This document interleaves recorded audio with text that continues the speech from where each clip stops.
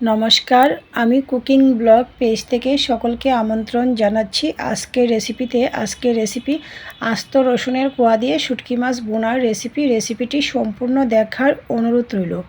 চলুন দেরি না করে রেসিপিটি শুরু করা যাক। চুলা অন করে একটি কড়াই বসিয়ে দিয়েছি, দিয়ে দিয়েছি তেল, দিয়ে দিয়েছি কুচানো পেঁয়াজ, আস্ত রসুনের কোয়া,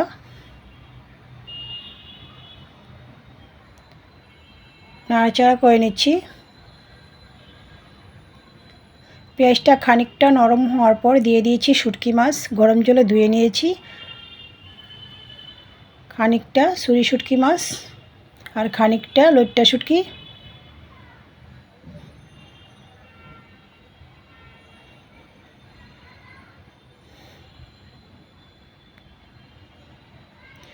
তো এই পর্যায়ে আমি মশলাটা তৈরি করে নিচ্ছি।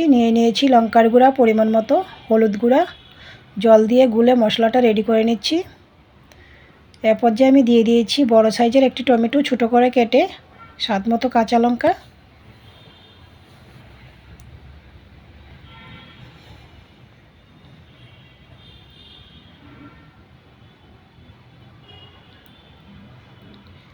এ পর্যায়ে আমি দিয়ে দিয়েছি মশলা।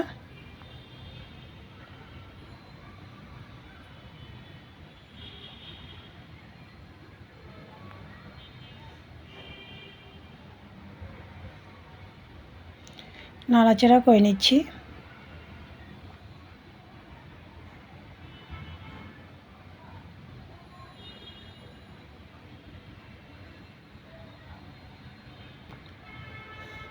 বাটিটা ধুয়ে জলটা দিয়ে দিচ্ছি।